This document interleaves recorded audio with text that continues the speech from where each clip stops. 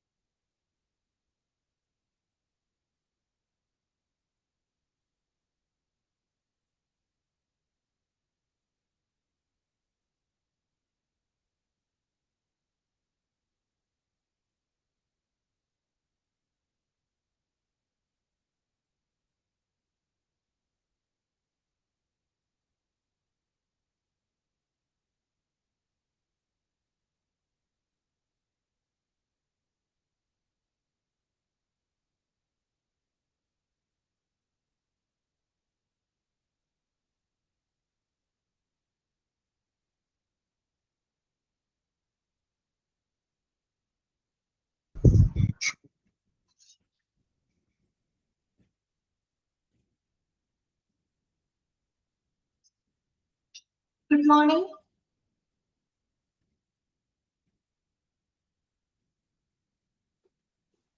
Okay. Again, good morning, children. Neetu, Prashant, okay, Vismaya. Okay, so guys, Vismaya. Breakfast ഒക്കെ കഴിച്ചു. നിങ്ങളൊക്കെ കഴിച്ചോ? രാവിലത്തെ ഓക്കെ കഴിച്ചു അല്ലേ? Okay, Padmasree, good morning. Okay.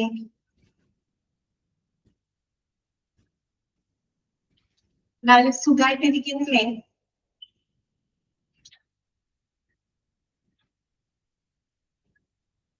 Okay. സുഖമായിട്ടിരിക്കുന്നു. Okay.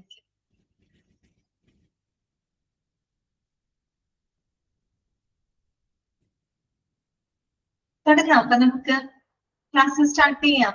എല്ലാവരും റെഡിയാണോ? ഓക്കെ ആണ്. ശരി. കുറച്ച് പേരുള്ളൂ. ഓരോ ദിവസം പോകുന്നതോറും ക്ലാസ്സിലെ കുട്ടികളുടെ എണ്ണം പറയാനല്ല. ബോറടിച്ചു തുടങ്ങിയിട്ടാണോ? 11 പേരുള്ളൂ. ഓക്കെ.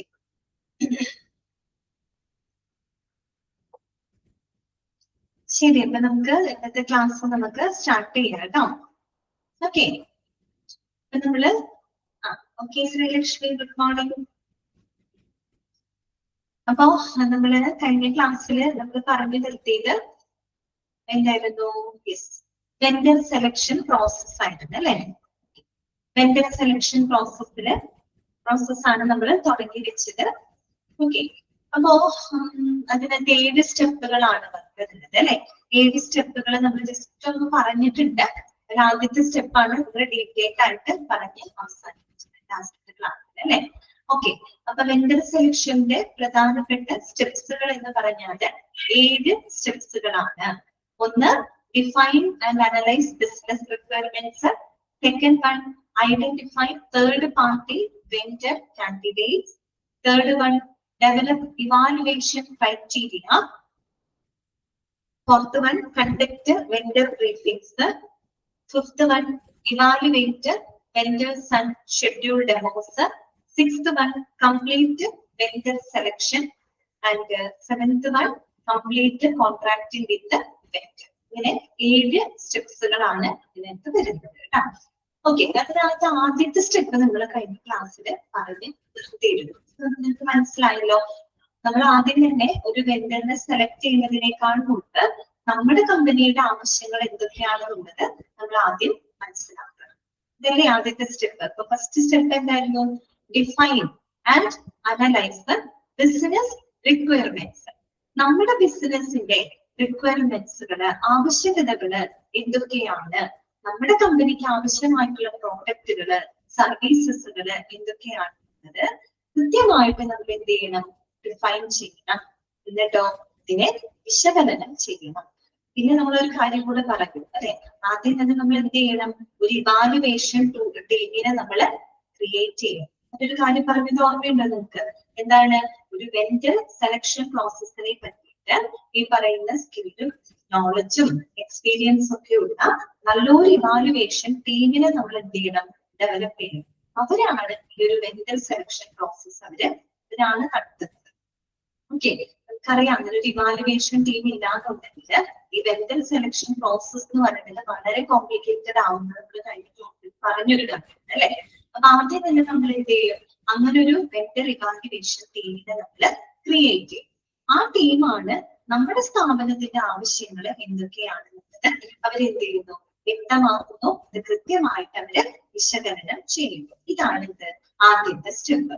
അപ്പൊ ആ ടീം ചെയ്യുന്ന കാര്യങ്ങളൊക്കെ നമ്മൾ പറഞ്ഞു അല്ലെ. ആ ടീം എന്തൊക്കെ കാര്യങ്ങൾ ചെയ്യും? Define the product, material of service that is needed അല്ലെ. നമ്മുടെ കമ്പനിക്ക് ആവശ്യമായിട്ടുള്ള പ്രോഡക്റ്റുകൾ എന്തൊക്കെയാണ്, മെറ്റീരിയൽസ് എന്തൊക്കെയാണ്, സേവനങ്ങൾ എന്തൊക്കെയാണെന്ന് അവര് വ്യക്തമാക്കുന്നു. പിന്നെന്താണ്? Define the technical and business requirements അല്ലെ. സാങ്കേതികമായിട്ടും ബിസിനസ് സംബന്ധമായിട്ടുള്ള റിക്വയർമെന്റ്സുകൾ എന്തൊക്കെയാണെന്ന് അവർ വ്യക്തമാക്കുന്നു. ഡിഫൈൻ ദ വെൻഡർ റിക്വയർമെന്റ്സ്, വെൻഡറിന്റെ റിക്വയർമെന്റ്സിനെ പറ്റിയിട്ട് അവര് ഡിഫൈൻ ചെയ്യുന്നു. ഇങ്ങനെയുള്ള വെൻഡറിനെയാണ് നമുക്ക് ആവശ്യമായിട്ടുള്ളത്, അതും അവിടെ എന്ത് ചെയ്യുന്നുണ്ട്, ഡിഫൈൻ ചെയ്യുന്നുണ്ട്. ഇതെല്ലാം ഉൾപ്പെടെ നമ്മൾ എന്ത് ചെയ്യുന്നു, നമ്മളെല്ലാം ഇവാലുവേഷൻ ടീം എന്ത് ചെയ്യുന്നു, പബ്ലിഷ് റിക്വയർമെന്റ്സ് ഡോക്യുമെന്റ് അല്ലെ.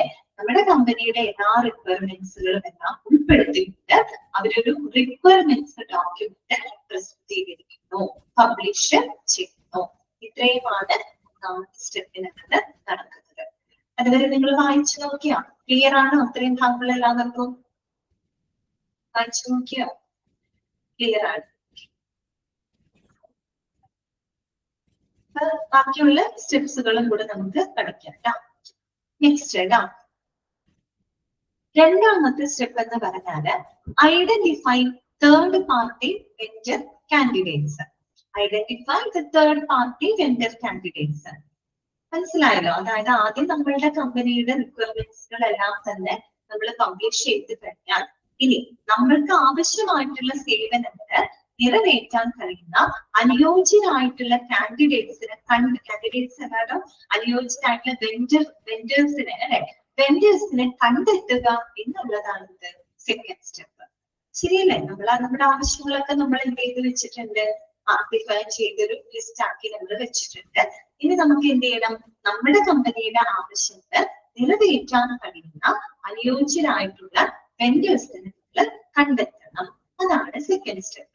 Identify the third party vendor candidates. ഇപ്പൊ എന്താണ് അവിടെ പറയുന്നത് നോക്കിയേ. After the evaluation team has published A requirement document, it must now compile A list of possible vendors അല്ലെ. ആദ്യത്തെ സ്റ്റെപ്പിൽ നമ്മൾ പറഞ്ഞല്ലോ, നമ്മുടെ കമ്പനിയുടെ റിക്വയർമെന്റ് ഡോക്യുമെന്റ്സ് പബ്ലിഷ് ചെയ്തതിന് ശേഷം നമുക്ക് എന്ത് ചെയ്യണം, അത് നിറവേറ്റാൻ കഴിയുന്ന പൊട്ടൻഷ്യൽ ആയിട്ടുള്ള ഏറ്റവും അനുയോജ്യരായിട്ടുള്ള വെൻഡേഴ്സിനെ നമ്മൾ കണ്ടെത്തണം. അപ്പൊ അതിന് വേണ്ടിയിട്ട് നമ്മൾ എന്ത് ചെയ്യുന്നു, വെൻഡേഴ്സിന്റെ ഒരു ലിസ്റ്റ് നമ്മൾ തയ്യാറാക്കാണ്. അതായത് നമുക്ക് നല്ലതെന്ന് തോന്നുന്ന കുറേയധികം ഒത്തിരി വെൻഡേഴ്സ് ഉണ്ടാവുമല്ലോ, ഒരുപാട് വിതരണക്കാരുണ്ടാവും. അപ്പൊ നമ്മൾ എന്ത് ചെയ്യുന്നു, ആ വിതരണക്കാരുടെ ആ ഒരു വെൻഡേഴ്സിന്റെ ഒരു ലിസ്റ്റ് അവിടെ നമ്മൾ തയ്യാറാക്കുന്നു. ഓക്കെ, ലിസ്റ്റ് തയ്യാറാക്കുന്നു. ഇനി എന്ത് വേണം, the team should send each one a request for information, ബ്രാക്കറ്റിൽ RFI. അപ്പൊ ആദ്യം നിങ്ങൾ പഠിക്കേണ്ടത് RFIയുടെ ഫുൾ ഫോം പഠിച്ചു. RFIയുടെ ഫുൾ ഫോം എന്താണ്? Request for information. അപ്പൊ എന്ത് ചെയ്യുന്നറിയോ, നമ്മൾ വെൻഡേഴ്സിന്റെ ഒരു ലിസ്റ്റ് നമ്മൾ തയ്യാറാക്കിയിട്ടുണ്ട്. എന്ത് ചെയ്യുന്നറിയാമോ, ഇവാലുവേഷൻ ടീം ഈ ലിസ്റ്റിൽ ഉൾപ്പെട്ട ഓരോ വെൻഡേഴ്സിനും അവർ എന്ത് അയച്ചു കൊടുക്കും, RFI അയക്കും. RFI എന്ന് പറഞ്ഞാൽ എന്താണ്? റിക്വസ്റ്റ് ഫോർ ദ ഇൻഫർമേഷൻ ആണ്. എന്ന് പറഞ്ഞാല് ആ വെൻഡേഴ്സിനെ പറ്റിയിട്ടും അവരുടെ സേവനങ്ങളെ പറ്റിയിട്ടും അവരുടെ പ്രോഡക്റ്റുകളെ പറ്റിയിട്ടൊക്കെ കൂടുതൽ മനസ്സിലാക്കുന്നതിന് വേണ്ടിയിട്ടാണ് നമ്മൾ എന്ത് അയക്കുന്നത്, ഈ പറയുന്ന റിക്വസ്റ്റ് ഫോർ ഇൻഫർമേഷൻ അയക്കുന്നത്. അത് ആ ലിസ്റ്റില് നമ്മൾ ഉൾപ്പെടുത്തി എത്ര വെൻഡേഴ്സിനെ നമ്മൾ ഉൾപ്പെടുത്തിയിട്ടുണ്ട് ആ ലിസ്റ്റില്, ആ ഓരോ വെൻഡേഴ്സിനും പറയേണ്ടതായിരിക്കും RFI അയക്കും. ഇതിന് RFI അയക്കുന്നത് റിക്വസ്റ്റ് ഫോർ ഇൻഫർമേഷൻ ആണ് അല്ലെ. ആ വെൻഡറിനെ പറ്റിയിട്ടും അവരുടെ സേവനങ്ങളെ പറ്റിയിട്ടും കൂടുതൽ അറിയുന്നതിന് വേണ്ടിയിട്ടാണ് ഓരോ വെൻഡേഴ്സിനും എന്ത് അയച്ചു കൊടുക്കുന്നത്, RFI അയച്ചു കൊടുക്കുന്നത്. എന്നിട്ട് എന്ത് ചെയ്യും, അടുത്ത സ്റ്റെപ്പ് എന്തായിരിക്കും, and conduct A team evaluation process. അങ്ങനെ നമ്മൾ RFI അയച്ചു കൊടുക്കുമല്ലോ. അപ്പൊ നമുക്ക് ലഭിക്കുന്ന വിവരങ്ങളുണ്ട് അല്ലെ. നമുക്ക് ലഭിക്കുന്ന വിവരങ്ങളുടെ അടിസ്ഥാനത്തില് ഇവാലുവേഷൻ ടീം എന്ത് ചെയ്യും, ഈ പറയുന്ന വിവരങ്ങളെല്ലാം അവര് അസസ് ചെയ്യും അല്ലെ. നമുക്ക് ലഭിക്കുന്ന വിവരങ്ങളെ ഇവാലുവേഷൻ ടീം നമ്മുടെ ടീം എന്ത് ചെയ്യും, ഇവാലുവേറ്റ് ചെയ്യും. ഇവാലുവേറ്റ് ചെയ്തതിന് ശേഷം A short list of vendors is then created. അതിനുശേഷം നമ്മൾക്ക് ഐഡിയയിൽ എന്ന് തോന്നുന്ന വെൻഡേഴ്സിനെ ഉൾപ്പെടുത്തിയിട്ട് ഒരു ഷോർട്ട് ലിസ്റ്റ് ഒക്കെ ചെയ്യണം. എന്ന് പറഞ്ഞ് നമ്മളിപ്പോ ഒരു എന്താ പറയാ ഒരു 70-ഓളം വെൻഡേഴ്സിനെ നമ്മൾ ലിസ്റ്റ് ചെയ്തു എന്ന് കരുതാം. ആ 70 വെൻഡേഴ്സിന് നമ്മൾ RFI അയച്ചു കൊടുക്കും. എന്നുവെച്ചാൽ അതിനെ പറ്റി നമുക്ക് ഇൻഫർമേഷൻ കിട്ടാൻ വേണ്ടിയിട്ടാണ് നമ്മൾ RFI അയക്കുന്നത്. അപ്പൊ അവര് നമുക്ക് കുറെ വിവരങ്ങളൊക്കെ പ്രൊവൈഡ് ചെയ്യും അല്ലെ. അപ്പൊ ആ വിവരങ്ങളുടെ അടിസ്ഥാനത്തിൽ നമ്മുടെ ടീം ഉണ്ടല്ലോ, ഇവാലുവേഷൻ ടീം, അത് ആ വിവരങ്ങളെ എല്ലാം ചെയ്യും, അവര് അസസ് ചെയ്യും. അപ്പൊ ഈ 70 പേരെ അവര് സ്വീകരിക്കണമെന്നില്ല. ആ ലഭിച്ച വിവരങ്ങൾ അവർ ഇവാലുവേറ്റ് ചെയ്യുക. നല്ലതെന്ന് തോന്നുന്നു. ചിലപ്പോൾ 70 പേർക്ക് അയച്ചിട്ട് നമ്മൾ ചിലപ്പോൾ ഷോർട്ട് ലിസ്റ്റ് ചെയ്യുന്നത് ചിലപ്പോൾ ഒരു 50-40 പേര് മാത്രമായിരിക്കും. കാരണം ലഭിച്ച വിവരങ്ങള് ടീം എന്ത് ചെയ്യും, നല്ലപോലെ ഇവാലുവേറ്റ് ചെയ്യും. അതിനുശേഷം നമുക്ക് നല്ലത് അനുയോജ്യം എന്ന് തോന്നുന്ന വെൻഡേഴ്സിനെ ഉൾപ്പെടുത്തിക്കൊണ്ട് അവരെന്ത് ചെയ്യാണ്, ഒരു ഷോർട്ട് ലിസ്റ്റ് ഉണ്ട് തയ്യാറാക്കുക. ചിലപ്പോൾ അതില് ഒരു 40-50 പേര് മാത്രം ഉണ്ടാവുന്നത് കൊണ്ട് അനുയോജ്യം എന്ന് തോന്നുന്ന ആളുകളെ മാത്രം വെൻഡേഴ്സിനെ ഉൾപ്പെടുത്തിയിട്ട് ഒരു ഷോർട്ട് ലിസ്റ്റ് തയ്യാറാക്കുന്നുണ്ടോ. അതാണ് എന്ത്, രണ്ടാമത്തെ സ്റ്റെപ്പ്. ക്ലിയർ? RFIയുടെ ഫുൾ ഫോം പഠിച്ചു വെക്കുക കേട്ടോ. Request for the information. Okay, clear ആയോ? Second step clear?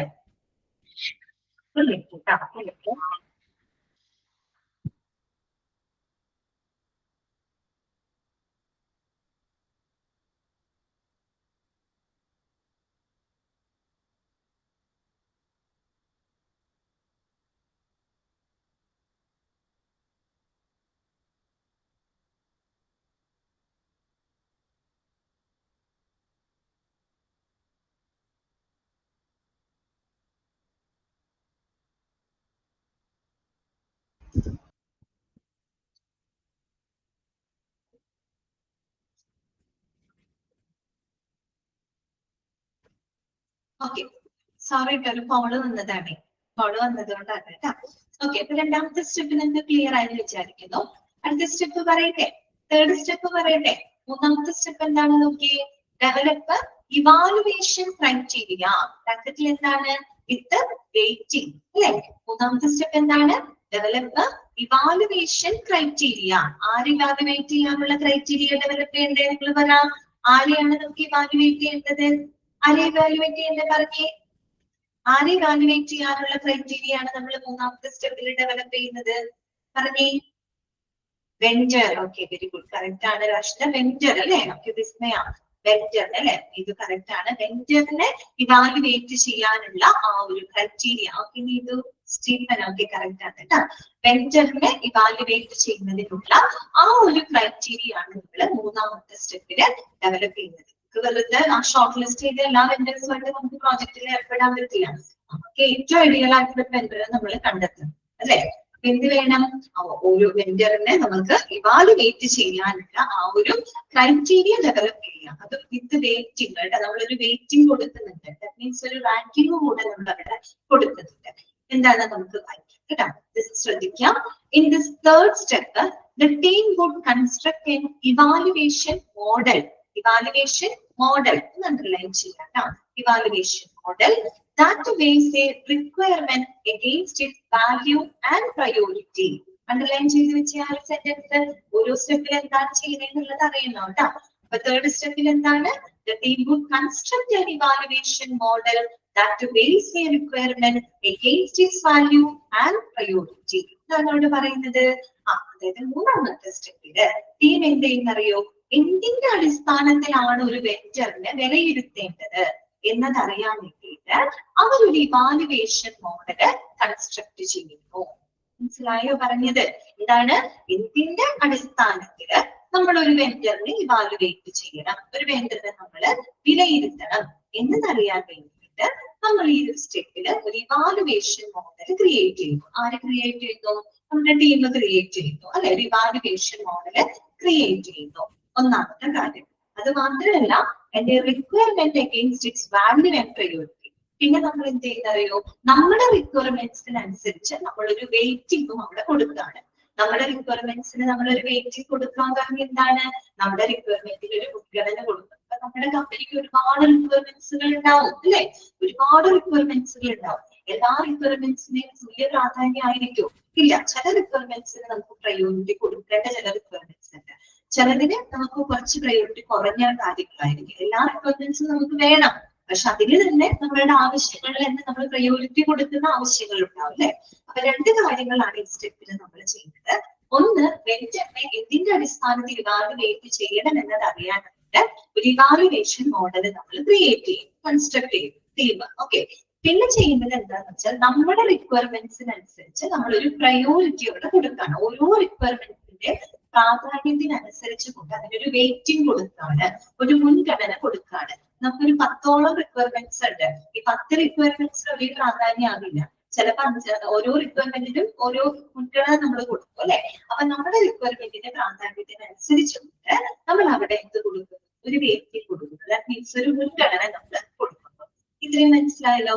ഇനി അടുത്തതാണ് സ്കോറിംഗ്. അടുത്തത് നമ്മൾ അവിടെ ചെയ്യുന്നത് സ്കോറിംഗ് ആണ്. അപ്പൊ എന്താണ് സ്കോറിംഗ് എന്നുള്ളത്? എന്താണ് സ്കോർ ചെയ്യാന്ന് പറഞ്ഞിട്ട് ഉദ്ദേശിക്കുന്നത്? അതായത് ഒരു വെണ്ടർ നമ്മുടെ ആവശ്യങ്ങളെ എത്രത്തോളം നിറവേറ്റുന്നു എന്നതിനനുസരിച്ചിട്ടാണ് നമ്മൾ അവർക്ക് ഒരു സ്കോർ കൊടുക്കുന്നത്. മനസ്സിലായോ? അതാണ് സ്കോറിംഗ് രീതി. ഒരു വെണ്ടർ നമ്മുടെ കമ്പനിയുടെ ആവശ്യങ്ങളെ എത്രത്തോളം നിറവേറ്റുന്നു എന്നതിനനുസരിച്ചിട്ടാണ് നമ്മൾ എന്ത് കൊടുക്കുന്നത്? സ്കോറിംഗ് കൊടുക്കുന്നത്. അപ്പൊ അതൊരു എക്സാമ്പിളിലൂടെ അവിടെ പറയുന്നുണ്ട്, നോക്കിക്കേ. ഫോർ എക്സാമ്പിൾ നോക്കുക കേട്ടോ. If the vendor meats A requirement with a score of 7 ബ്രാക്കറ്റിൽ on A scale of 1 to 10. ഇപ്പൊ ഒരു വെണ്ടർ നമ്മൾ സെലക്ട് ചെയ്ത ഒരു വെണ്ടർ, ഒരുപാട് വെണ്ടേഴ്സിനെ നമ്മൾ ലിസ്റ്റ് ചെയ്ത് വെച്ചിട്ടുണ്ട് കേട്ടോ. അപ്പൊ ഓരോരുത്തരുടെയും നമ്മൾ നോക്കുന്നുണ്ട്. അപ്പൊ ഒരു വെണ്ടർ നമ്മുടെ ഒരു ആവശ്യം നിറവേറ്റി, നമ്മൾ അതിന് അയാൾക്ക് കൊടുക്കുന്ന സ്കോർ 7 ആണെങ്കിൽ ഇരിക്കട്ടെ. 1 to 10 വരെയാണ് ടോട്ടൽ നമ്മൾ ഉദ്ദേശിക്കുന്ന സ്കോർ. ആ ഒരു റേഞ്ചിലാണ്. 1 to 10 7 ആണ് നമ്മൾ റേഞ്ച്. 7 സ്കോർ കൊടുത്തത് മീൻസ് ഒരു 10ല് 7 സ്കോർ കൊടുക്കത്തക്ക രീതിയിൽ ആ ഒരു വെണ്ടർ നമ്മുടെ ഒരു റിക്വയർമെന്റിന് മീറ്റ് ചെയ്തു എന്നിരിക്കട്ടെ. ഓക്കെ, അതവിടെ നിൽക്കട്ടെ. പിന്നെ എന്താണ്? And priority of that requirement is 5 ബ്രാക്കറ്റിൽ on A scale of 1 to 5. നമ്മളൊരു കാര്യം കൂടെ പറഞ്ഞില്ലേ, നമ്മുടെ റിക്വയർമെന്റിന്റെ പ്രാധാന്യത്തിനനുസരിച്ച് നമ്മൾ അതിനൊരു വെയിറ്റിംഗ് കൊടുക്കുന്നുണ്ട് അല്ലെ. അപ്പൊ നമ്മുടെ ആ ഒരു പെർട്ടിക്കുലർ റിക്വയർമെന്റിന്റെ പ്രയോറിറ്റി എന്ന് പറയുന്നത് നമ്മൾ കൊടുക്കുന്നത് 5 ആണെന്ന് വിചാരിക്കാം. അതായത് on A scale of 1 to 5 വരെയുള്ള സ്കെയിൽ 5 ആണ്. രണ്ട് കാര്യം മനസ്സിലായോ? നമ്മുടെ ഒരു വെണ്ടറിന് ആ ഒരു വെണ്ടർ നമ്മുടെ റിക്വയർമെന്റിനെ സാറ്റിസ്ഫൈ ചെയ്തു, അല്ലെങ്കിൽ അപ്പൊ നമ്മൾ അതിനൊരു സ്കോർ കൊടുത്ത് 10ൽ 7 സ്കോറാണ് നമ്മൾ കൊടുത്തത്. ഈ 10ൽ 7 സ്കോർ കൊടുക്കത്തക്ക രീതിയിൽ ആ ഒരു വെണ്ടർ നമ്മുടെ ഒരു റിക്വയർമെന്റ് മീറ്റ് ചെയ്തുകൊണ്ടിരിക്കട്ടെ. ഓക്കെ. ഇനി നമ്മുടെ ആ പെർട്ടിക്കുലർ റിക്വയർമെന്റിന് നമ്മൾ കൊടുക്കുന്ന പ്രാധാന്യം, നമ്മൾ കൊടുക്കുന്ന പ്രയോറിറ്റി എന്ന് പറയുന്നത് 5 ആണെന്ന് ഇരിക്കട്ടെ. അപ്പൊ എങ്ങനെ നമ്മൾ ടോട്ടൽ സ്കോർ കണക്കാക്കാന്നറിയോ? ടോട്ടൽ സ്കോർ കണക്കാക്കുക. ടോട്ടൽ സ്കോർ എന്ന് പറഞ്ഞാൽ എങ്ങനെയാണ്? Meeting requirement into priority of that requirement. അതാണ് അതിന്റെ ആ ഒരു കൺസെപ്റ്റ് കേട്ടോ. ഓക്കെ. എന്താണ് ടോട്ടൽ സ്കോർ എന്ന് പറഞ്ഞാല്? Meeting requirement into priority of that requirement. നമ്മുടെ റിക്വയർമെന്റ് മീറ്റ് ചെയ്തതിന് നമ്മൾ വെണ്ടറിന് കൊടുത്ത സ്കോർ എത്രയാ? 7 ആണ്. 7 ആണ് ഇൻടു ആ പെർട്ടിക്കുലർ റിക്വയർമെന്റിന് നമ്മൾ കൊടുക്കുന്ന പ്രയോറിറ്റി എത്രയാണ്? 5 അല്ലെ. 7 into 5 35 ആണ് നമുക്ക് സ്കോർ ചെയ്യുന്നത്. Okay. Then the response can be scored by 35. 35 repeat എങ്ങനെയാണെന്ന് മനസ്സിലായോ? നമ്മൾ ആ സ്കോർ ചെയ്യുന്നത് എങ്ങനെയാ? സ്കോറിംഗ് രീതി എങ്ങനെയാണ്? അതായത് നമ്മുടെ മീറ്റിംഗ് റിക്വയർമെന്റ്സ്, ഒരു വെണ്ടർ നമ്മുടെ റിക്വയർമെന്റ് മീറ്റ് ചെയ്തതിന് നമ്മൾ കൊടുക്കുന്ന സ്കോർ ഇൻടു പെർട്ടിക്കുലർ റിക്വയർമെന്റിന് നമ്മൾ കൊടുക്കുന്ന മുൻഗണന, അതിന് നമ്മൾ കൊടുക്കുന്ന ഒരു സ്കോർ into 5 ആണ് അല്ലെ. So 7 into 5 is equal to 35. അങ്ങനെ നമ്മൾ ഓരോന്ന് നമ്മൾ ഇങ്ങനെ കണ്ടുപിടിക്കും. ഓക്കെ. അപ്പൊ എങ്ങനെയാണ് നമ്മൾ സ്കോർ കൊടുക്കുന്നത്? ആ വെണ്ടർക്ക് നമ്മൾ കൊടുത്ത സ്കോർ എത്രയാണ്? 35 ആണ്. ഇങ്ങനെ ഓരോ വെണ്ടേഴ്സിനെയും നമ്മൾ സ്കോർ ചെയ്യും. ഓക്കെ. അപ്പോ ഇങ്ങനെ കൊടുക്കുന്നതിന്റെ ബെനിഫിറ്റ് എന്താണെന്ന് അറിയാമോ? This helps to amplify the differences among vendors. അത് നമുക്ക് വെണ്ടേഴ്സിനിടയിലുള്ള വ്യത്യാസങ്ങൾ മനസ്സിലാക്കാനായിട്ട് അത് വളരെയധികം നമ്മളെ സഹായിക്കും. കാരണം സ്കോർ നോക്കിയിട്ട് നമുക്ക് പെട്ടെന്ന് അറിയാൻ പറ്റും ഏത് വെണ്ടറാണ് നല്ലത് എന്നുള്ളത്. നമുക്ക് പെട്ടെന്ന് കണ്ടുപിടിക്കാൻ പറ്റും. ഒരുപാട് വെണ്ടേഴ്സ് ഉണ്ടല്ലോ. സോ നമുക്ക് ആ വെണ്ടേഴ്സിനിടയിലുള്ള ഡിഫറൻസ് അത് ഐഡന്റിഫൈ ചെയ്യാനായിട്ട് ഇത് സഹായിക്കുന്നു. ഈ ഒരു സ്കോർ നമ്മളെ ഹെൽപ്പ് ചെയ്യുന്നു. ക്ലിയർ ആയോ പറഞ്ഞത്? മൂന്നാമത്തെ സ്റ്റെപ്പ് മനസ്സിലായോ? ഓക്കെ. ഇത്രയേ ഉള്ളൂ കേട്ടോ. വേറെ ഒന്നുമല്ല, നമ്മള് വെണ്ടറിനെ ഇതിന്റെ അടിസ്ഥാനത്തിൽ അസസ് ചെയ്യണം. അതിന് വേണ്ടിയിട്ട് നമ്മളൊരു ഇവാലുവേഷൻ മോഡൽ അവിടെ കൺസ്ട്രക്ട് ചെയ്തത്. നമ്മൾ മീൻസ് ടീമാണ് കൺസ്ട്രക്ട് ചെയ്തത്. അതുകൂടാതെ നമ്മുടെ ഓരോ റിക്വയർമെന്റിന്റെ പ്രാധാന്യത്തിനനുസരിച്ച് നമ്മളൊരു വെയിറ്റേജ് കൊടുക്കും. ടോട്ടൽ സ്കോർ നമ്മൾ എങ്ങനെ കാണുന്നത്? Meeting requirement into priority of that requirement. Vendor നമ്മളുടെ ആവശ്യം എത്രത്തോളം നിറവേറ്റുന്നു അതിന് നമ്മൾ കൊടുക്കുന്ന സ്കോർ ഇൻടു ആ റിക്വയർമെന്റിന് നമ്മൾ എത്രത്തോളം മുൻഗണന കൊടുക്കുന്നു എന്ന സ്കോർ, അത് നമ്മൾ മൾട്ടിപ്ലൈ ചെയ്ത് കിട്ടുന്നതാണ് ടോട്ടൽ സ്കോർ. ആ സ്കോർ ഉപയോഗിച്ചുകൊണ്ട് നമുക്ക് വ്യത്യസ്ത വെണ്ടേഴ്സിനെ നമുക്ക് അവർ തമ്മിലുള്ള വെണ്ടേഴ്സ് തമ്മിലുള്ള ആ ഒരു വ്യത്യാസം ഐഡന്റിഫൈ ചെയ്യാനായിട്ട് അത് നമ്മളെ സഹായിക്കും. Clear? That is the third step കേട്ടോ. Develop evaluation criteria with the page. Clear ആണെന്ന് വിചാരിക്കുന്നു. അടുത്തത് നാലാമത്തെ സ്റ്റെപ്പ്. അപ്പൊ 3 സ്റ്റെപ്പ് കഴിഞ്ഞു കേട്ടോ. ഇനി നമ്മൾ 4ാമത്തെ സ്റ്റെപ്പിലോട്ട് കടക്കുകയാണ്. 4ാമത്തെ സ്റ്റെപ്പ് എന്താണ്? Conduct vendor briefings. എന്താണ്? Conduct vendor briefings. Conduct vendor briefings എന്ന് പറഞ്ഞാൽ എന്താ ഉദ്ദേശിക്കുന്നത്? നമ്മൾ വെണ്ടറുമായിട്ട് ഒരു മീറ്റിംഗ് നമ്മൾ കണ്ടക്ട് ചെയ്യുന്നു. ഓക്കെ, വെണ്ടേഴ്സുമായിട്ട് നമ്മളൊരു മീറ്റിംഗ് കണ്ടക്ട് ചെയ്യും. എന്തിനു വേണ്ടിയിട്ടായിരിക്കും നമ്മൾ മീറ്റിംഗ് കണ്ടക്ട് ചെയ്യുന്നത് അവരുമായിട്ട്? എന്തിനു വേണ്ടിയിട്ടാണ്?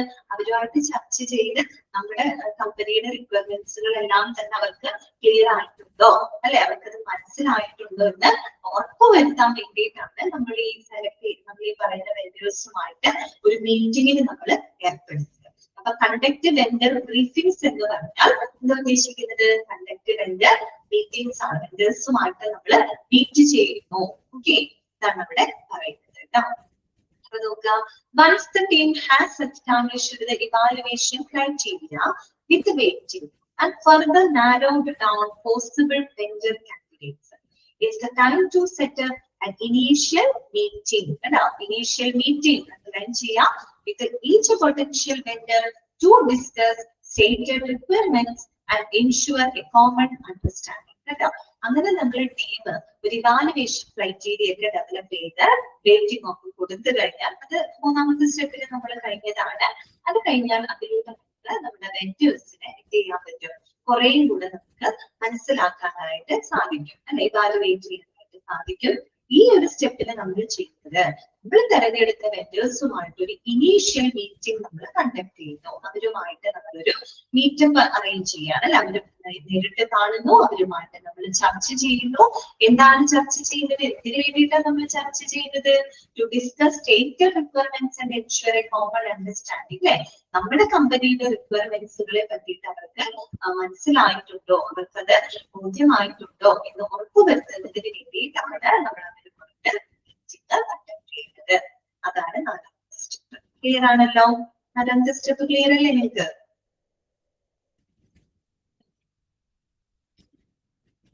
നെക്സ്റ്റ് വരുന്നത് കേട്ടോ, 5ാമത്തെ സ്റ്റെപ്പില് പറയുന്നത് evaluate vendors and scheduled demos ആണ് കേട്ടോ. Evaluate vendors and scheduled demos. 5ാമത്തെ സ്റ്റെപ്പില് നമ്മൾ വെണ്ടേഴ്സിനെ ഇവാലുവേറ്റ് ചെയ്യുന്നു, അതുപോലെ തന്നെ ഡെമോകൾ ഷെഡ്യൂൾ ചെയ്യുന്നു. ഡെമോ മീൻസ് ഡെമോൺസ്ട്രേഷൻ എന്നൊക്കെ പറയില്ല, അത് തന്നെ കേട്ടോ. ഡെമോ ഷെഡ്യൂൾ ചെയ്യുന്നു. അപ്പൊ നിങ്ങൾ വിചാരിക്കും, അല്ല, നമ്മൾ നേരത്തെ തന്നെ വെണ്ടേഴ്സിനെ ഇവാലുവേറ്റ് ചെയ്തല്ലോ എന്ന് വിചാരിക്കും, അല്ലെ. 3ാമത്തെ സ്റ്റെപ്പിൽ നമ്മളൊരു ഇവാലുവേഷൻ ക്രൈറ്റീരിയ ഒക്കെ പറഞ്ഞിരുന്നു, അല്ലെ, അതൊക്കെ വെച്ച് സ്കോർ ചെയ്ത് നമ്മൾ ഇവാലുവേറ്റ് ചെയ്തല്ലോ. പിന്നെ ഇവിടെ എന്താണ് ഇവാലുവേറ്റ് വേണ്ടതെന്ന് ചിന്തിക്കും. ഇവിടെ നമ്മൾ എന്താ ചെയ്യുന്നറിയോ?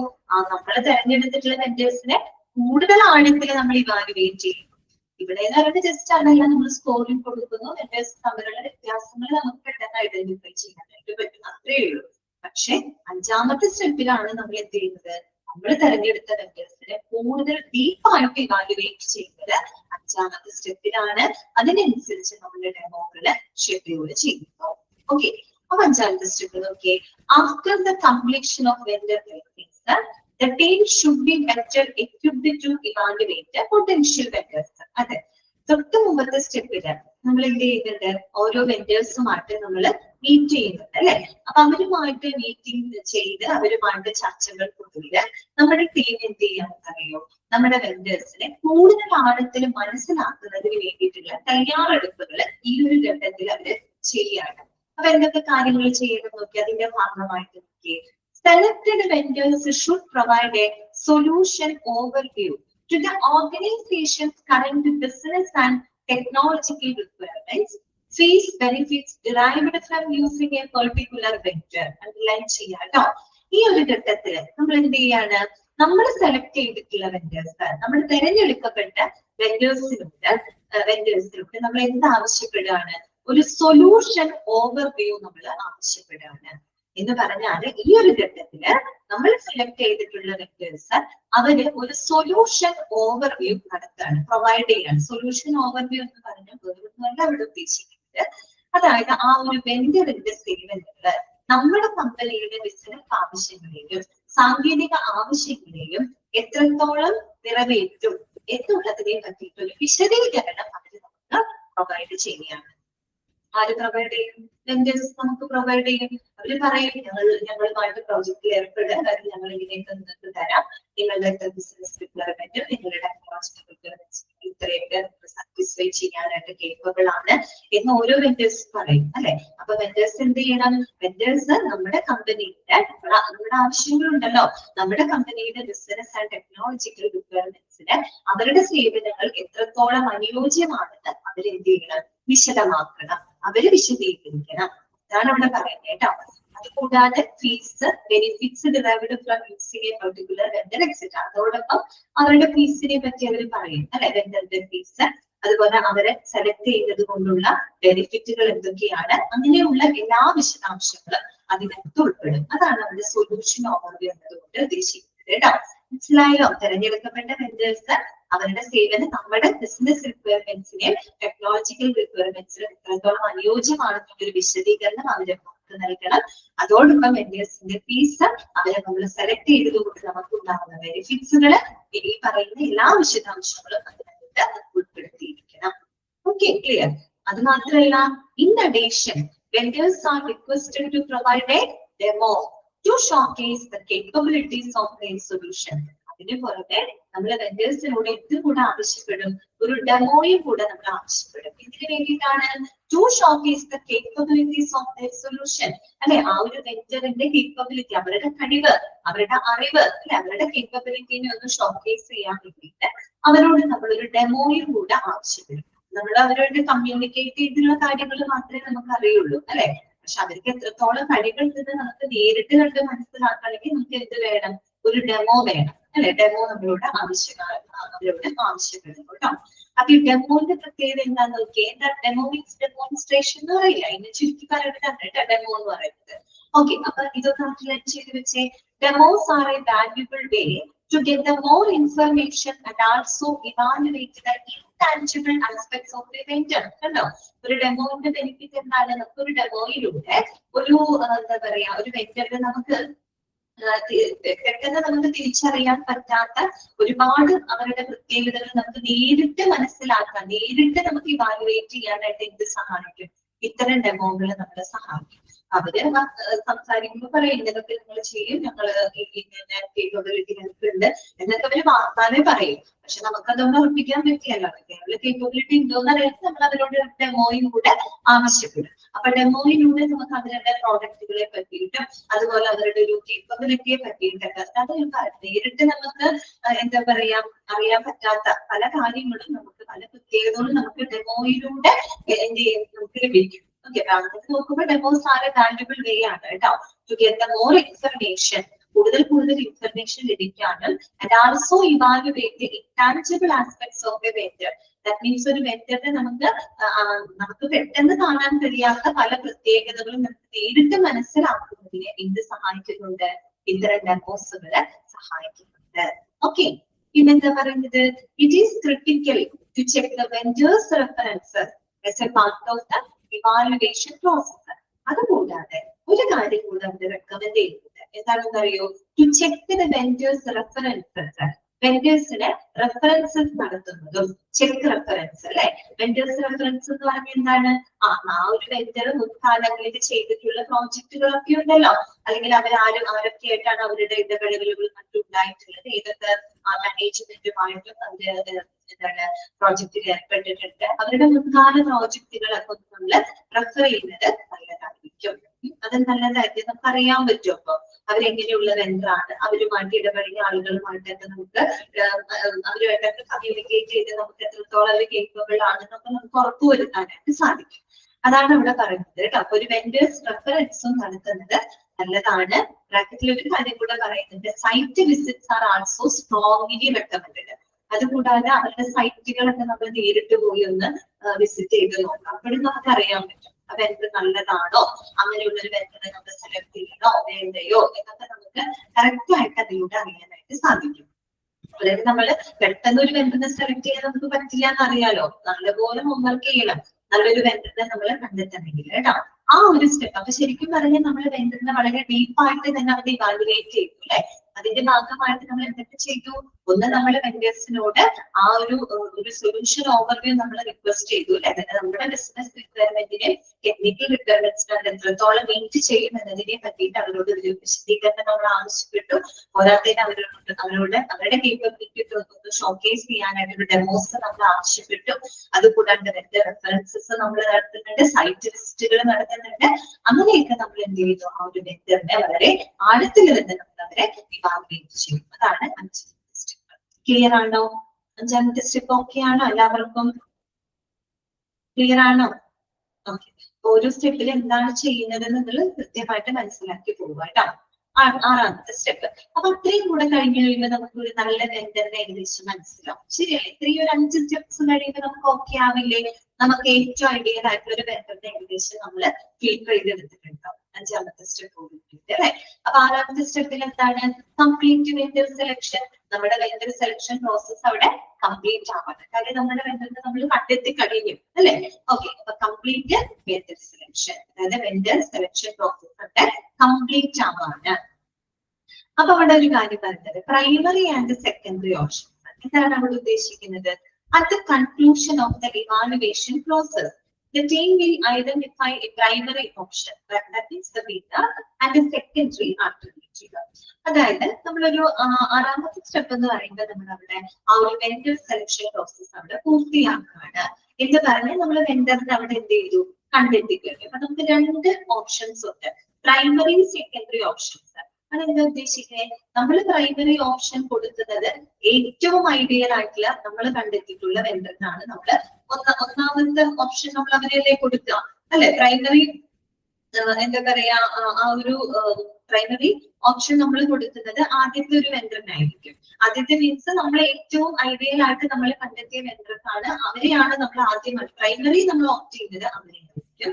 ഇനി ഇൻ കേസ് ആ ഒരു വെണ്ടർ നമുക്ക് അവൈലബിൾ അല്ലാതെ വരുമ്പോഴോ അല്ലെങ്കിൽ അവർക്ക് എന്തെങ്കിലും പ്രശ്നങ്ങളോ വരുന്ന സമയത്ത് മാത്രമാണ് നമ്മൾ രണ്ടാമത് ഒരു വെണ്ടറിനെ നമ്മൾ സെലക്ട് ചെയ്യുക. അവർക്ക് നമ്മൾ സെക്കൻഡറി ഓപ്ഷൻ കൊടുക്കും.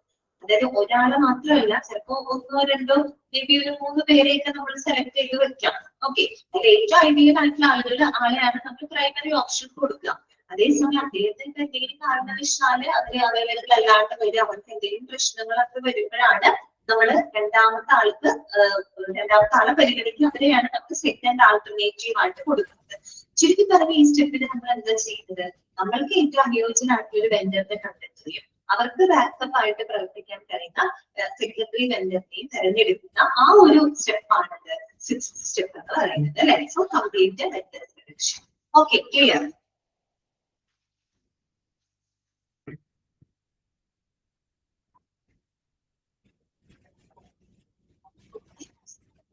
ക്ലിയർ അല്ലേ? ഓക്കെ അല്ലേ? ആറാമത്തെ സ്റ്റെപ്പ്. 7th സ്റ്റെപ്പ് കേട്ടോ. 7ാമത്തെ സ്റ്റെപ്പ് എന്താണ്? കംപ്ലീറ്റ് കോൺട്രാക്ടിങ് വിത്ത് വെണ്ടർ. നമ്മൾ തെരഞ്ഞെടുത്ത വെണ്ടറുമായിട്ട് നമ്മളൊരു കോൺട്രാക്റ്റിൽ ഏർപ്പെടുകയാണ് അല്ലെ. അവരുമായിട്ട് നമ്മൾ സെലക്ട് ചെയ്തു, ഇനി അവരുമായിട്ട് നമ്മൾ പ്രോജക്ട് സ്റ്റാർട്ട് ചെയ്യാണ്. അപ്പൊ ആദ്യം എന്ത് വേണം? അവരുമായിട്ട് നമ്മളൊരു കോൺട്രാക്റ്റിൽ ഏർപ്പെടുക എന്നുള്ളതാണ് 7th സ്റ്റെപ്പ്. അപ്പൊ നോക്കാം. This step involves defining a clear set of objectives, deliverables, time frames, and the budgets for the project with the vendor. Underline ചെയ്യുക. അപ്പൊ ഈ ഒരു സ്റ്റെപ്പില് നമ്മൾ എന്ത് ചെയ്യുന്നു? നമ്മുടെ പ്രോജക്റ്റിന്റെ ലക്ഷ്യങ്ങൾ അവിടെ നമ്മൾ നിശ്ചയിക്കുകയാണ് അല്ലെ. നമ്മുടെ പ്രോജക്റ്റിന്റെ ലക്ഷ്യങ്ങൾ എന്തൊക്കെയാണ്, അതുപോലെ തന്നെ ഡെലിവറബിൾസ്, അതായത് നമുക്ക് എത്തിക്കേണ്ട സേവനങ്ങൾ എന്തൊക്കെയാണ്, അതിന്റെ ടൈം ഫ്രെയിം, സമയപരിധി, അതുപോലെ അതുമായിട്ട് ബന്ധപ്പെട്ട് വരുന്ന ബഡ്ജറ്റ്, ഇങ്ങനെയുള്ള കാര്യങ്ങളെല്ലാം തന്നെ നമ്മൾ ആ വെണ്ടറിനോട് വ്യക്തമാക്കണം. എങ്ങനെ വ്യക്തമാക്കണം എന്നത് വാക്കാൽ പറഞ്ഞാൽ മതിയോ? പോരാ. പിന്നെ എന്ത് വേണം? These should be clearly written in terms of the contract. അല്ലെ, ഒരു കോൺട്രാക്ട് രൂപത്തിൽ, ഒരു കരാർ രൂപത്തിൽ നമ്മളത് വ്യക്തമാക്കി എഴുതി അല്ലെ. നമ്മൾ ഈ പറയുന്ന പോലെ ഒരു കരാർ അടിസ്ഥാനത്തിൽ ഒരു കരാറ് പോലെ നമ്മളത് വ്യക്തമായിട്ട് എഴുതി തയ്യാറാക്കിയിരിക്കണം. അല്ലെ? അങ്ങനെയാണ് നമ്മളൊരു കോൺട്രാക്റ്റിൽ ഏർപ്പെടുന്നത്. ആ കോൺട്രാക്റ്റിന്റെ ലക്ഷ്യങ്ങൾ എന്താണ്? നമുക്ക് പ്രോഡക്റ്റുകളും സേവനങ്ങളും ഏത് സമയത്ത് എത്തിക്കണം, നമുക്ക് ആവശ്യമായിട്ടുള്ള ഡെലിവറബിൾസ് മീൻസ് നമുക്ക് ആവശ്യമായിട്ടുള്ള സേവനങ്ങൾ എപ്പോൾ എത്തിക്കണം, എത്ര സമയത്ത് എത്തിക്കണം, ടൈം ഫ്രെയിം, അതുമായിട്ട് ബന്ധപ്പെട്ട് വരുന്ന ബഡ്ജറ്റുകളെല്ലാം രേഖാമൂലം നമ്മളൊരു കരാർ അടിസ്ഥാനത്തിൽ അവിടെ വ്യക്തമാക്കിയിരിക്കണം. അടുത്തൊരു ഇമ്പോർട്ടന്റ് പോയിന്റ് ശ്രദ്ധിക്കാം. One of the most important factors in the vendor selection process is to develop a contract negotiation strategy. Underline cheyetta. A contract negotiation strategy. What is meant by contract negotiation strategy? Negotiate ചെയ്യാൻ പറഞ്ഞാൽ എന്താ? Discuss ചെയ്യാം. ഇത് പഠിച്ചില്ലേ? മറ്റേ ഇതിൽ പഠിച്ചില്ലേ? Economic management നെഗോഷിയേഷനെ പറ്റി പഠിച്ചില്ലേ? നെഗോഷിയേഷൻ എന്ന് പറഞ്ഞാൽ എന്താണ്? ഡിസ്കഷൻ ആണ് അല്ലെ? Contract negotiation strategy. That means നമ്മൾ കരാറുമായിട്ട് ബന്ധപ്പെട്ട നിബന്ധനകളും വ്യവസ്ഥകളും മുൻകൂട്ടി നമ്മൾ ചർച്ച ചെയ്ത് തയ്യാറാക്കുന്ന ഒരു പദ്ധതി. ഇത്രയുള്ളൂ ഇത് കോൺട്രാക്ട് നെഗോഷിയേഷൻ സ്ട്രാറ്റജി. നമുക്കറിയാം, നമ്മളൊരു കരാർ ഉൾപ്പെടുന്നതിന് മുമ്പായിട്ട് ആ കരാറിലെ എല്ലാ ടേംസ് അല്ലെ, എല്ലാ വ്യവസ്ഥകളും നമ്മൾ അവിടെ വ്യക്തമാക്കിയിരിക്കണം. അത് നിർബന്ധമാണ്. അല്ലാതെ ഓടിപ്പോയി നമ്മളൊരു കരാറിൽ പോയി ഒപ്പിടാൻ പറ്റില്ല. ഒരു കരാർ ഒപ്പിടുന്നതിന് മുമ്പ് നമ്മൾ കാര്യങ്ങളെല്ലാം കുട്ടനെ ചർച്ച ചെയ്ത് ആ കരാറിലെ നിബന്ധനകളെ പറ്റി വ്യവസ്ഥകളെ പറ്റിയിട്ട് നമ്മൾ വ്യക്തമാക്കിയിരിക്കണം അല്ലെ. എന്താണ് ഇത്? കോൺട്രാക്ട് നെഗോഷിയേഷൻ സ്ട്രാറ്റജിയുടെ പറയുന്നത്.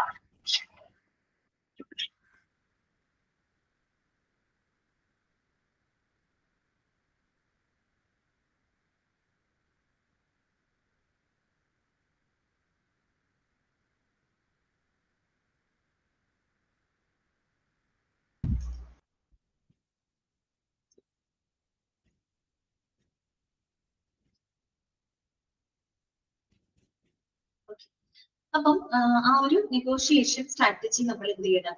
ഡെവലപ്പ് ചെയ്യണം. പക്ഷെ നമ്മൾ ഇരു കൂട്ടരും തമ്മിൽ ചർച്ച ചെയ്ത് ആ ഒരു കരാറിനെ സംബന്ധിച്ച് എല്ലാ നിബന്ധനകളും വ്യവസ്ഥകളും നമ്മൾ അവിടെ വ്യക്തമാക്കുന്ന ഒരു കോൺട്രാക്ട് നെഗോഷിയേഷൻ സ്ട്രാറ്റജി എന്ന് പറയുന്നത് വെണ്ടർ സെലക്ഷൻ പ്രോസസ്സിലെ വളരെ ഇമ്പോർട്ടന്റ് ആയിട്ടുള്ള ഒരു സ്റ്റെപ്പാണ് കേട്ടോ.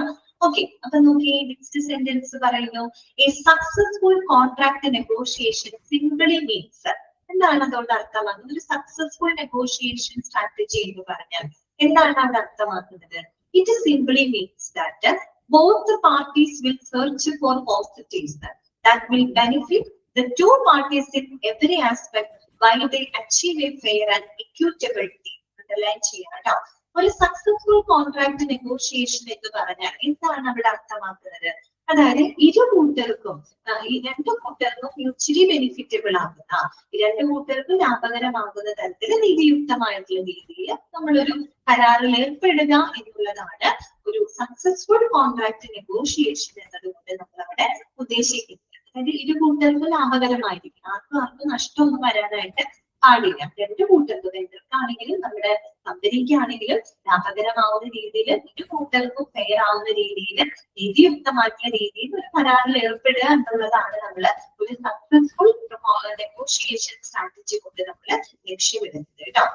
ഇനി അടുത്ത പാരഗ്രാഫിൽ പറയുന്നത് നമ്മൾ ആ കരാറിൽ ഉൾപ്പെടുത്തേണ്ട കാര്യങ്ങൾ എന്തൊക്കെയാണ്, അതൊന്ന് നോട്ട് ചെയ്ത് വെക്കുക. നമുക്ക് അറിയാവുന്ന കാര്യങ്ങളാണ്, എങ്കിലും ക്വസ്റ്റ്യൻസ് വരാൻ ചാൻസ് ഉണ്ട്. അതുകൊണ്ട് ആ കരാറില് നമ്മൾ ഉൾപ്പെടുത്തുന്ന കാര്യങ്ങൾ എന്തൊക്കെയാണ് കേട്ടോ. നോക്കാം.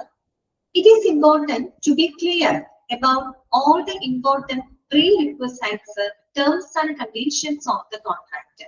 അല്ലെ, നമ്മൾ പറഞ്ഞല്ലോ ആ കരാറുമായിട്ട് ബന്ധപ്പെട്ട എല്ലാ ടേംസ് ആൻഡ് കണ്ടീഷൻസും അതിന്റെ ആവശ്യകതകളും എല്ലാം തന്നെ നമ്മൾ ആ കരാറിൽ വ്യക്തമാക്കിയിരിക്കണം അല്ലെ. ഇനി എന്തൊക്കെ കാര്യങ്ങളാണ് നമ്മൾ ആ കരാറിൽ ഉൾപ്പെടുത്തേണ്ടത്, അതൊന്ന് നോട്ട് ചെയ്ത് വെച്ചേ. And to provide the precise information on what goods or services the vendor should provide. ആദ്യം നമ്മൾ കൊടുക്കേണ്ടത് എന്തിനെ പറ്റിയുള്ള വിവരങ്ങളാണ്? Products or services that the vendor should provide. ആ വെണ്ടർ നമുക്ക് നൽകേണ്ട പ്രോഡക്റ്റുകളും സർവീസസുകളും എന്തൊക്കെയാണ് അത് കൃത്യമായിട്ട് നമ്മൾ ആ കരാറിൽ പറഞ്ഞിരിക്കണം. ഓക്കെ, പ്രോഡക്ട്സ് ആൻഡ് സർവീസസ് അത് ഒന്നാമത്. രണ്ടാമത്തെ കാര്യം എന്താ കരാറിൽ ഉൾപ്പെടുത്തേണ്ടത്? നോക്കിയേ, vendors compensation. That should be clearly stated. The total cost, the schedule for the payment and financing terms. അത്രയും കാര്യങ്ങൾ, അതായത് വെണ്ടറിന്റെ തുക, വെണ്ടറിന് അവർ തരുന്ന സേവനത്തിന് നമ്മളൊരു എമൗണ്ട് കൊടുക്കണ്ടേ? അപ്പൊ വെൻഡേഴ്സ് കോമ്പൻസേഷൻ ആണ് വെണ്ടറിന് കൊടുക്കേണ്ട തുക. അതെങ്ങനെ കൊടുക്കണം, ഏത് രീതിയിൽ കൊടുക്കണം, schedule four payment and financing term ഏത് രീതിയിൽ കൊടുക്കണം എന്ന്, അതായത് ക്യാഷ് ആയിട്ട് കൊടുക്കണോ, ഡെലിവറി ചെയ്യുന്ന സമയത്ത് ക്യാഷ് ആയിട്ട് കൊടുക്കണോ, അത് മുൻകൂട്ടിയായിട്ട് കൊടുക്കണോ, മുൻകൂട്ടി കൊടുക്കണോ, അത് ഇൻസ്റ്റാൾമെന്റ് ആയിട്ട് കൊടുക്കണോ, എങ്ങനെ ഏത് രീതിയിൽ നമ്മൾ ആ പേയ്മെന്റ് കൊടുക്കണം എന്നതിനെ പറ്റിയിട്ട് കൃത്യമായിട്ട് ആ കരാറിൽ വ്യക്തമാക്കിയിരിക്കണം. രണ്ടാമത്തെ കാര്യം അതാണ്. മൂന്നാമത്തെ എന്താണ് നോക്കിയേ, there should also be acknowledgement of the whole തീയതികൾ ഉൾപ്പെടുത്തണം.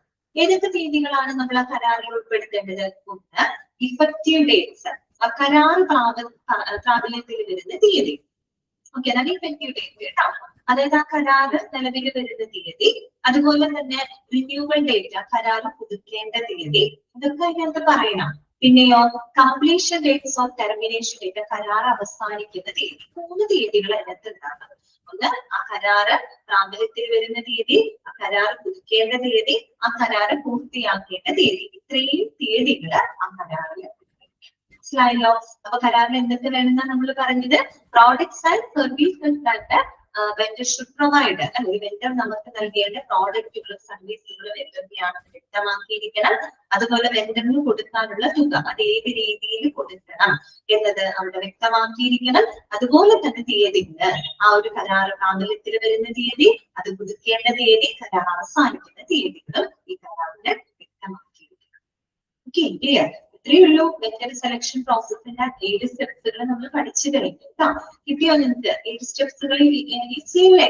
മനസ്സിലായില്ലേ? ഓരോ സ്റ്റെപ്പും ആദ്യം നമ്മൾ എന്ത് ചെയ്യുന്നു? നമ്മുടെ കമ്പനിയുടെ റിക്വയർമെന്റ്സുകൾ നമ്മൾ ഡിഫൈൻ ചെയ്യുന്നു. അതിനുശേഷം അത് സാറ്റിസ്ഫൈ ചെയ്യാൻ കഴിയുന്ന നല്ല വെൻഡേഴ്സിനെ നമ്മൾ കണ്ടെത്തുന്നു. ആ വെൻഡേഴ്സിനെ എന്താണ് ഇവാലുവേറ്റ് ചെയ്യുന്നില്ല, ഇവാലുവേഷൻ ക്രൈറ്റീരിയ ഡെവലപ്പ് ചെയ്യുന്നു. എന്നിട്ട് നമ്മൾ ആ വെൻഡേഴ്സുമായിട്ട് മീറ്റിംഗ്സ് നടത്തുന്നു. അതിനുശേഷം അവിടെ ആഴത്തിൽ മനസ്സിലാക്കുന്നതിന് വേണ്ടിയിട്ടുള്ള ഇവാലുവേഷൻ നടത്തുന്നു, ഡെമോകൾ ഷെഡ്യൂൾ ചെയ്യുന്നു. അതോടുകൂടി നമുക്ക് ഒരു ഐഡിയ വെൻഡറിനെ കണ്ടെത്തി കഴിയും അല്ലെ? 6ാമത്തെ സ്റ്റെപ്പിൽ നമ്മൾക്ക് ഓപ്ഷൻസ് ആയി പ്രൈമറി ഓപ്ഷൻ, സെക്കൻഡറി ഓപ്ഷൻ എന്നുള്ള രീതിയിൽ നമ്മൾ വെൻഡറിനെ കണ്ടെത്തുന്നു. 7ാമത്തെ സ്റ്റെപ്പിൽ നമ്മൾ തെരഞ്ഞെടുത്ത വെൻഡറുമായിട്ട് നമ്മൾ കരാറിൽ ഏർപ്പെടുന്നു. Okay, clear? ഒന്ന് ജസ്റ്റ് ഓടിച്ച് വായിച്ചു നോക്കി. ആ 7 സ്റ്റെപ്പുകളൊക്കെ വായിച്ചു നോക്കി. എന്നിട്ട് നമുക്ക് അടുത്ത ടോപ്പിക്കിലേക്ക് പോകാം കേട്ടോ.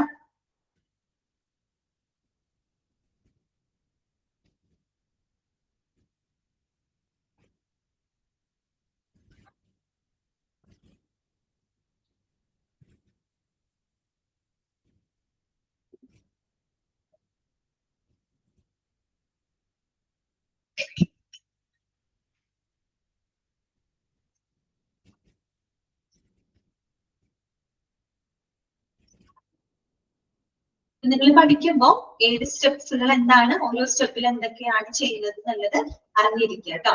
അതുപോലെ 3rd സ്റ്റെപ്പ് ഏതാണ്, 4th സ്റ്റെപ്പ് ഏതാണ്, അതൊക്കെ നിങ്ങളോട് ചോദിക്കാം. അല്ലെങ്കിൽ ഏതെങ്കിലും സ്റ്റെപ്പിൽ ചെയ്യുന്ന കാര്യം തന്നിട്ട് ഏത് സ്റ്റെപ്പിൽ വരുന്നതാണ്, അതൊക്കെ ചോദ്യങ്ങൾ വരാം കേട്ടോ. മനസ്സിലാക്കി പഠിക്കാം. അടുത്തത് പറയാൻ കേട്ടോ. നെക്സ്റ്റ് വരുന്നതാണ് ടൈപ്സ്. ടൈപ്സ് സിമ്പിൾ ആണ്, എളുപ്പം പറഞ്ഞു പോകാൻ പറ്റുന്ന കാര്യങ്ങളാണ്. ടൈപ്സ് ഓഫ് വെൻഡേഴ്സ് കേട്ടോ. നമ്മൾ വെൻഡേഴ്സിനെ തിരിക്കാൻ പോവാണ്, മീൻസ് നമ്മൾ അതിനെ ഡിവൈഡ് ചെയ്യാൻ പോവാണ്. പല ടൈപ്പ് ഓഫ് വെൻഡേഴ്സ് ഉണ്ട്. അപ്പൊ നിങ്ങൾ ആ ഒരു ഡയഗ്രം ഒന്ന് നോട്ട് ചെയ്ത് വെക്കാം. ഡയഗ്രം ഇമ്പോർട്ടന്റ് ആണ്. ടൈപ്സ് ഓഫ് വെൻഡർ കേട്ടോ. നമ്മൾ വെൻഡേഴ്സിനെ ടൈപ്പുകളായിട്ട് പലതായിട്ട് നമ്മൾ തിരിക്കുന്നത്, ഡിവൈഡ് ചെയ്യുന്നത് 2 കാര്യങ്ങളെ അടിസ്ഥാനപ്പെടുത്തിക്കൊണ്ടാണ്. ഏതൊക്കെയാണ് 2 കാര്യങ്ങൾ എന്നറിയോ? ഒന്ന് experience, okay. Second one dependence. മനസ്സിലായോ? The vendors can be divided on the basis of what? On the basis of experience and dependence. ആദ്യം പഠിക്കേണ്ട പോയിന്റ് ആണ് കേട്ടോ. വെൻഡേഴ്സിനെ നമ്മൾ പല ടൈപ്പുകളായിട്ട് നമ്മൾ വെൻഡേഴ്സിനെ നമ്മൾ ഡിവൈഡ് ചെയ്യുന്നത് ഇതിന്റെ ബേസിലാണ്. ഏത് 2 ക്രൈറ്റീരിയസിന്റെ ബേസ് ചെയ്തിട്ടാണ്? ഒന്ന് എക്സ്പീരിയൻസ്, അവരുടെ അനുഭവ സമ്പത്ത്, അവരുടെ പ്രവൃത്തി പരിചയം. ഓക്കെ. 2 ഡിപെൻഡൻസ് ആണ്, ആശ്രയത്വം. അത് നിങ്ങൾക്ക് മനസ്സിലായിട്ടാണ്. എക്സ്പീരിയൻസ് ഓക്കെ ക്ലിയർ ആയിട്ടുണ്ടാവും. അതിനെ ബേസ് ചെയ്ത് നമ്മൾ തിരിക്കുന്നുണ്ട്. പിന്നെ ഡിപെൻഡൻസ് എന്താ ഉദ്ദേശിക്കുന്നത്? ആശ്രയത്വം എന്ന് പറഞ്ഞാല് എന്താണ് അവിടെ അർത്ഥമാക്കുന്നത്? അതായത് നമ്മുടെ ഒരു കമ്പനി, നമ്മുടെ കമ്പനിയുടെ ആവശ്യങ്ങള് അല്ലെ, നമ്മുടെ ബിസിനസ് റിക്വയർമെന്റ്സിനെ നിറവേറ്റാനായിട്ട് ഒരു വെൻഡർ നമുക്ക് എത്രത്തോളം ഒരു വെൻഡറെ നമുക്ക് വിശ്വസിക്കാം, അല്ലെങ്കിൽ ആ ഒരു വെണ്ടറിനെ നമുക്ക് ആശ്രയിക്കാം. ഓക്കെ, അതാണ് ഡിപ്പെൻഡൻസ് എന്ന് പറയുന്നത് അല്ലെ. ഇപ്പൊ നമുക്ക് കുറച്ച് റിക്വയർമെന്റ്സ് ഉണ്ട്. ആ റിക്വയർമെന്റ്സ് സാറ്റിസ്ഫൈ ചെയ്യാനായിട്ട് ഒരു വെണ്ടറിനെ നമുക്ക് എത്രത്തോളം നമുക്ക് അയാളെ വിശ്വസിക്കാം, അല്ലെങ്കിൽ നമുക്ക് എത്രത്തോളം അവരെ ആശ്രയിക്കാം എന്നതാണ് അവിടെ ഡിപ്പെൻഡൻസ് എന്നോട് ഉദ്ദേശിക്കുന്നത്. അതെന്തിനെ ആശ്രയിച്ചിരിക്കും? അതെന്തിനെ ആശ്രയിച്ചിരിക്കാം? ഒന്ന് അവരുടെ നോളജ്, അവരുടെ അറിവ്, പിന്നെ അവരുടെ കേപ്പബിലിറ്റി, അവരുടെ കഴിവ്. ഈ രണ്ട് കാര്യങ്ങള് എന്താ പറയാ, അവരുടെ എഫിഷ്യൻസിനെ, അവരുടെ ആ ഒരു എഫിഷ്യൻസി മീൻസ് അവരുടെ കേപ്പബിലിറ്റിനെ, അവരുടെ നോളജിനെ അനുസരിച്ചിട്ടാണ് നമുക്കത് തീരുമാനിക്കാൻ പറ്റും അല്ലെ. എന്നാൽ അവർ കേപ്പബിൾ ആണോ എന്നുള്ളത് നമുക്ക് നോക്കാം. കേപ്പബിൾ ആണെങ്കിൽ നമുക്ക് അവരെ വിശ്വസിച്ച് കാര്യങ്ങൾ ഏൽപ്പിക്കാൻ പറ്റുള്ളൂ. പിന്നെ അവർക്ക് അറിവുണ്ടോ എന്ന് നമുക്ക് നോക്കാം അല്ലെ. ഈ രണ്ട് കാര്യങ്ങൾ ബേസ് ചെയ്തിട്ടാണ് നമ്മളൊരു വെണ്ടറിനെ എത്രത്തോളം വിശ്വസിക്കാം, എത്രത്തോളം അവരെ ആശ്രയിക്കാം എന്ന് നമ്മൾ തീരുമാനിക്കുന്നത്. അതാണ് എന്ത് ഡിപ്പെൻഡൻസ്. അപ്പൊ രണ്ട് കാര്യങ്ങളെ ബേസ് ചെയ്തിട്ടാണ് നമ്മൾ വെണ്ടറിനെ തിരിക്കുന്നത്. ഒന്ന് എക്സ്പീരിയൻസ്, പ്രവൃത്തി പരിചയം. ഓക്കെ, രണ്ട് ഡിപ്പെൻഡൻസ്. നമ്മൾ ഇത് രണ്ടും ഒരുപോലെ ഇമ്പോർട്ടന്റ് ആണ്. നമുക്ക് ചില കാര്യങ്ങളെ പറ്റി അറിവുണ്ടെന്ന് പറഞ്ഞിട്ട് കാര്യമില്ല. അറിവുണ്ടാവും, കഴിവുണ്ടാവും, ഒക്കെ ഉണ്ടാവും. പക്ഷെ എക്സ്പീരിയൻസും ഒരു പ്രധാനപ്പെട്ട ഫാക്ടറാണ്. എക്സ്പീരിയൻസിലൂടെ നമ്മൾ കിട്ടുന്ന അറിവെന്ന് പറഞ്ഞാൽ അത് വേറൊരു അറിവ്. പറയപ്പെടും experience is the best teacher എന്നാണ് എപ്പോഴും പറയാം. നമുക്ക് അറിവുകൾ ഉണ്ടാവും അല്ലെ, പക്ഷെ നമ്മൾ എക്സ്പീരിയൻസിലൂടെ നേടിയെടുക്കുന്ന അറിവ് എന്ന് പറയുമ്പോൾ അത് വേറൊന്നും തന്നെയാണ് അല്ലെ. പ്രാക്ടിക്കലായിട്ട് നമ്മൾ തിയററ്റിക്കലായിട്ട് പഠിക്കുന്ന അറിവ് മാത്രമല്ല, പ്രാക്ടിക്കലായിട്ട് ചെയ്യുമ്പോഴാണ് അതിന്റെ പ്രായോഗിക ബുദ്ധിമുട്ടുകൾ അതെങ്ങനെ ഹാൻഡിൽ ചെയ്യുന്നത് നമുക്ക് അറിയാൻ പറ്റും. എക്സ്പീരിയൻസ് ഈസ് വെരി ഇമ്പോർട്ടന്റ് കേട്ടോ. രണ്ടും നമുക്ക് കളയാൻ പറ്റില്ല, രണ്ടും ഈക്വലി ഇമ്പോർട്ടന്റ് ആണ് കേട്ടോ.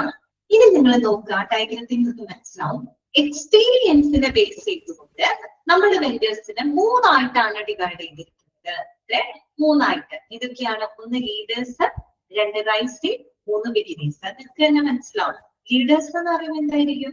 നല്ല പ്രവൃത്തി പരിചയമുള്ള ആളുകൾ, നല്ല എക്സ്പീരിയൻസ്ഡ് ആയിട്ടുള്ള അല്ലെ, ഒരുപാട് എന്താ പറയാ മുൻപരിചയമുള്ള ആളുകളാണ് നമ്മൾ ലീഡേഴ്സ് എന്ന ഗണത്തിൽ പെടുന്ന വെൻഡേഴ്സ് അല്ലെ. അവർക്ക് നല്ല മുൻപരിചയം ഉണ്ടാവും, പ്രവൃത്തി പരിചയം, നല്ല കഴിവ് മീൻസ് നല്ല എക്സ്പീരിയൻസ്ഡ് ആയിട്ടുള്ള വെൻഡേഴ്സ് ആണ് ലീഡേഴ്സ് എന്നുള്ള ആ ഒരു കാറ്റഗറിയിൽ നമ്മൾ ഉൾപ്പെടുത്തും.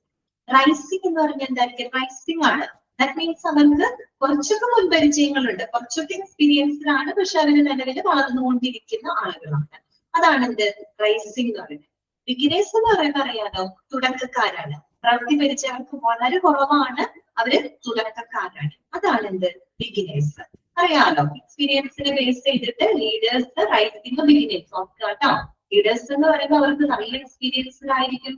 ഓക്കെ, ആ ഒരു ഫീൽഡിൽ ഹൈലി എക്സ്പീരിയൻസ്ഡ് ആയിട്ടുള്ള വെൻഡേഴ്സ് ആണ് ലീഡേഴ്സ് എന്ന് പറയുന്നത്. റൈസിംഗ് എന്ന് പറയുമ്പോൾ എക്സ്പീരിയൻസ് ഒക്കെ കുറച്ചുണ്ട്, കുറച്ചൊക്കെ എക്സ്പീരിയൻസുകൾ ഉണ്ട്, അതിന് നിലവിൽ എന്ത് ചെയ്തുകൊണ്ടിരിക്കുന്ന വെൻഡേഴ്സ് ആണ്. ബിഗിനേഴ്സ് എന്ന് പറയുമ്പോൾ അവര് തുടക്കക്കാരാണ്. ബിഗിനേഴ്സ് തുടക്കക്കാരാണ്, അവര് അത്ര പ്രവൃത്തി പരിചയം ആയിട്ടില്ല, തുടക്കക്കാര് മാത്രമാണ് കേട്ടോ. അതാണ് മൂന്നായിട്ട് നമ്മൾ ഡിവൈഡ് ചെയ്യുന്നത്. ഇനി നേരത്തെ ഒരു കാര്യം പറഞ്ഞ് നമുക്ക് മനസ്സിലായോ? ഡിപ്പെൻഡൻസ് എന്ന് പറഞ്ഞാൽ എന്താണ്? നമ്മള് ഒരു വെണ്ടറിനെ നമുക്ക് എത്രത്തോളം ആശ്രയിക്കാം, എത്രത്തോളം അവരെ വിശ്വസിക്കാം എന്നത് അവരുടെ ഉത്പാദനക്ഷമതയും അവരുടെ കേപ്പബിലിറ്റിനെ അനുസരിച്ചിട്ടാണ് നമ്മൾ തീരുമാനിക്കുന്നത്. അതാണ് ഡിപ്പെൻഡൻസ്.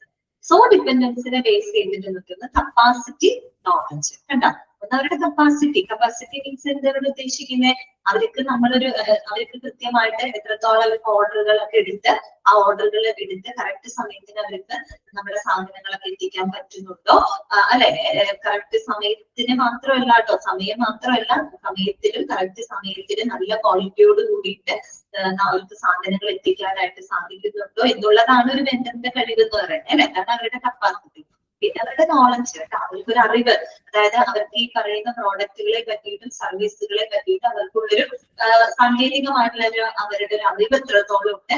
അപ്പൊ ഇത് രണ്ടും വളരെ ഇമ്പോർട്ടന്റ് ആണ് കേട്ടോ. ക്ലിയർ ആയോ? ഇതായിട്ട് മനസ്സിലായില്ലേ നിങ്ങൾക്ക്? അപ്പൊ types of vendors are divided on the basis of experience and dependence, and on the basis of experience it is divided into three, that is leaders, rising and beginners, and dependence is based on the capacity, that means അവരുടെ capability and their knowledge. Okay, clear ആണല്ലോ? Clear അല്ലേ? Okay അല്ലേ എല്ലാവർക്കും? Clear. അടുത്തത് കേട്ടോ, ഇനി പറയുന്ന കാര്യം ശ്രദ്ധിക്കാം. അപ്പൊ ഇത്രയും മനസ്സിലായല്ലോ? ഇനി നോക്കുക കേട്ടോ. The evaluation of the quality program is a joint vendor-mentee activity. ഒന്ന് അണ്ടർലൈൻ ചെയ്ത് വെച്ചേ. എന്താണ് അവിടെ പറയുന്നത്?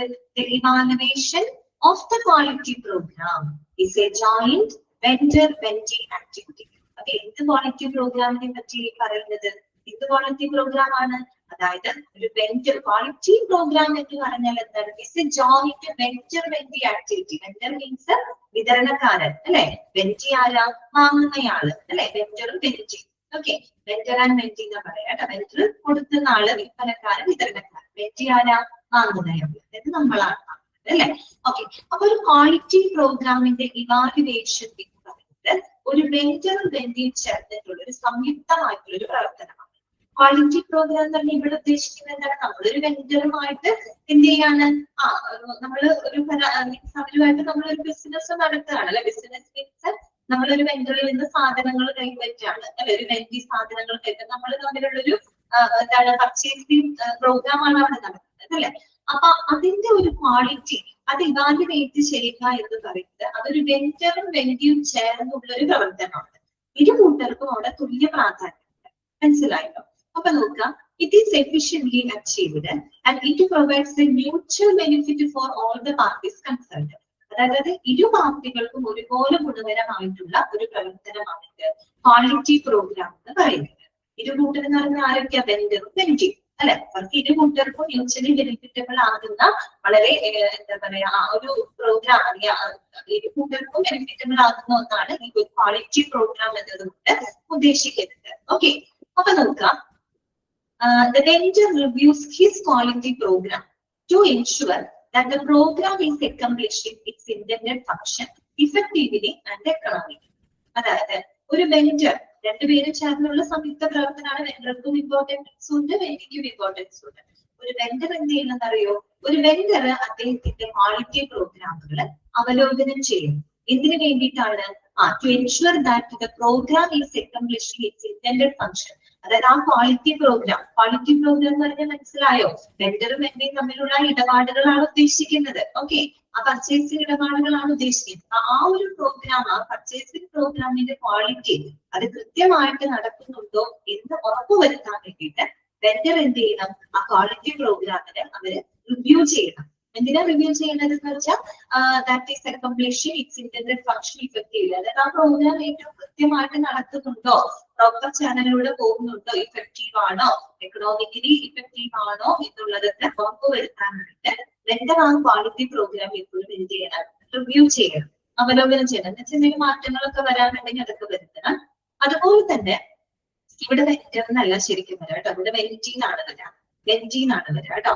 The vendee appraises his vendor's quality program to check whether his vendor is capable of producing the desired quality product. വെൻഡറും വെൻഡിയും ഒരുപോലെ ചേർന്ന് ചെയ്യേണ്ട ഒരു കാര്യമാണ് ആ പ്രോഗ്രാമിന്റെ ക്വാളിറ്റി പ്രോഗ്രാം. ഒരു നല്ല ക്വാളിറ്റി പ്രോഗ്രാം ഉറപ്പുവരുത്തുക എന്നുള്ളത് വെൻഡിയുടെ ഈക്വൽ റെസ്പോൺസിബിൾ ആയിട്ടുള്ള കാര്യമാണ് അല്ലെ?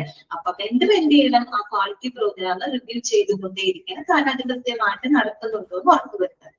അതുപോലെ ഒരു വെൻഡർ അല്ല, വെൻഡിയാണ് കേട്ടോ. വെൻഡി എന്ത് ചെയ്യണം? വെൻഡേഴ്സിന്റെ ക്വാളിറ്റി പ്രോഗ്രാമിൽ ഒരു വെൻഡിയും എന്ത് ചെയ്യണം? ഇവാലുവേറ്റ് ചെയ്യണം. എന്തിനു വേണ്ടിയിട്ടാണ് ഇവാലുവേറ്റ് ചെയ്യുന്നത്? To check whether his vendor is capable of producing the desired quality product. നമ്മുടെ ആവശ്യത്തിനനുസരിച്ച് നമ്മളുടെ നല്ല ക്വാളിറ്റി ഉള്ള പ്രോഡക്റ്റുകൾ അവർക്ക് എത്തിച്ചു തരാൻ സാധിക്കുന്നുണ്ടോ, അല്ലെങ്കിൽ അവർക്ക് അത് പ്രൊഡ്യൂസ് ചെയ്യാനായിട്ട് അവർ കേപ്പബിൾ ആണോ എന്ന് പരിശോധിക്കുന്നതിന് വേണ്ടിയിട്ട് വെൻഡിയും വെൻഡറിന്റെ ക്വാളിറ്റി പ്രോഗ്രാമിന് എന്ത് ചെയ്യണം? ഇവാലുവേറ്റ് ചെയ്യണം. അങ്ങനെ രണ്ടു കൂട്ടരും ചേർന്നുകൊണ്ടാണ് അതിന്റെ ക്വാളിറ്റി ഉറപ്പുവരുത്തുന്നത്, ആ ഒരു പ്രോഗ്രാമിന്റെ ക്വാളിറ്റി ഉറപ്പുവരുത്തേണ്ടത് കേട്ടോ. അതുകൂടാതെ additionally he may establish a ranking system by providing a numerical value. നമ്മൾ നേരത്തെ പറഞ്ഞില്ലേ റാങ്കിങ് സിസ്റ്റം, റേറ്റിംഗ് സിസ്റ്റം. അപ്പോ എന്ത് ചെയ്യാം? നമുക്ക് ഈ പറയുന്ന വെൻഡേഴ്സിന് ഒരു റാങ്കിങ് സിസ്റ്റം നമുക്ക് കൊടുക്കാം അല്ലെ? നമ്മൾ റാങ്കിങ് കൊടുക്കുന്ന, സ്കോറിംഗ് കൊടുക്കുന്നത് എന്തിനാണ്? വിവിധ വെൻഡേഴ്സുകൾ തമ്മിലുള്ള വ്യത്യാസങ്ങൾ മനസ്സിലാക്കാൻ വേണ്ടിയിട്ടാണ് അല്ലെ? ഓക്കെ, അങ്ങനെ നമുക്ക് അവരൊരു റാങ്കിങ് കൊടുക്കാം.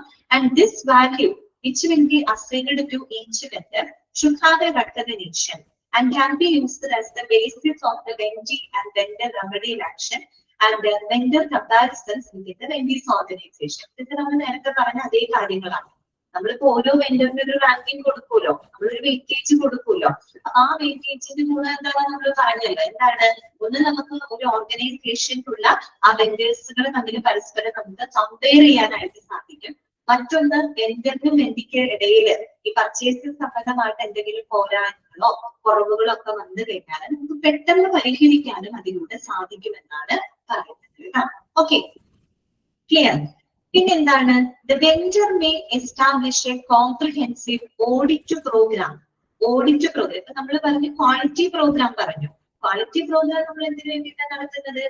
ഒന്നാമത്തത് ആ ഒരു പ്രോഗ്രാമിന്റെ ക്വാളിറ്റി ഉറപ്പുവരുത്താനും അതുപോലെ ആ ഒരു വെൻഡർ ഗുണമേന്മയുള്ള പ്രോഡക്റ്റിന് നൽകാൻ കേപ്പബിൾ ആണോ എന്ന് വിലയിരുത്താനും അതുപോലെ വെൻഡേഴ്സുകൾ തമ്മിൽ താരതമ്യം ചെയ്യാനും പിന്നെ എന്താ പറയുക, ഈ പറയുന്ന ഈ പ്രോഗ്രാമിനകത്ത് എന്തെങ്കിലും കുറവുകൾ വന്നു കഴിഞ്ഞാൽ അത് പെട്ടെന്ന് പരിഹരിക്കാനും അതിനൊക്കെ വേണ്ടിയിട്ടാണ് അവർ ഒരു ക്വാളിറ്റി പ്രോഗ്രാം കണ്ടക്ട് ചെയ്യുന്നത്. അതുപോലെ തന്നെ മറ്റൊരു കാര്യം അവർ കണ്ടക്ട് ചെയ്യുന്നത് എന്താണ്? Vendor may establish a comprehensive audit programme. ഒരു ഓഡിറ്റ് പ്രോഗ്രാം കൂടെ അവർ കണ്ടക്ട് ചെയ്യുന്നത്. അത് എങ്ങനെയാണ്? To cover all phases of plant design, procurement, construction and operation, either within his organizational structure or by contractual requirements. That is, the specified in the purchase order to audit the vendor's facilities. പിന്നെ വേണമെങ്കിൽ audit programme conduct ചെയ്യാം. അതായത് നമ്മുടെ വെൻഡറിന്റെ നിർമ്മാണ കേന്ദ്രത്തിലോട്ട് നേരിട്ട് പോയി പരിശോധിച്ച് നമുക്ക് അവിടുത്തെ കാര്യങ്ങൾ വിലയിരുത്താം. അതിലൂടെ നമ്മുടെ കരാറ് പ്രകാരമുള്ള എല്ലാ നിബന്ധനകളും അവിടെ പാലിക്കുന്നുണ്ടോ എന്ന് നമുക്ക് ചെക്ക് ചെയ്യാൻ പറ്റും. ഓക്കെ, അതായത് നമ്മൾ വെൻഡറിന്റെ കമ്പനിയിൽ അല്ലെങ്കിൽ വെൻഡറിന്റെ നിർമ്മാണ കേന്ദ്രത്തിൽ നമ്മൾ നേരിട്ട് പോകുന്നു. അവിടുത്തെ പ്രൊക്യൂർമെന്റ്, കൺസ്ട്രക്ഷൻ, ഓപ്പറേഷൻസ് ഒക്കെ നമ്മൾ നേരിട്ട് കണ്ട് ബോധ്യപ്പെടുത്തി, നേരിട്ട് കണ്ട് മനസ്സിലാക്കി നമ്മുടെ കരാറ് പ്രധാന കാര്യങ്ങളൊക്കെ വ്യവസ്ഥകളൊക്കെ അവിടെ പാലിക്കുന്നുണ്ടോ എന്ന് നമുക്ക് ഉറപ്പുവരുത്താനായിട്ട് അതിലൂടെ സാധിക്കും. ഓക്കെ, ഇനി എന്താ പറയുന്നത്?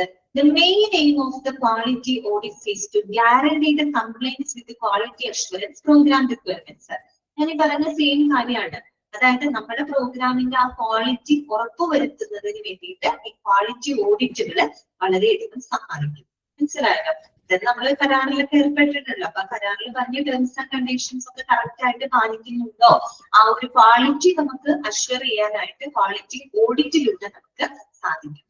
ഇനി എന്താ പറയുന്നത്? Basically vendor management is vital for a company because it improves the cash flow. അതൊന്ന് അണ്ടർലൈൻ ചെയ്യാം. അതൊരു ഇമ്പോർട്ടന്റ് പോയിന്റ് ആണ്.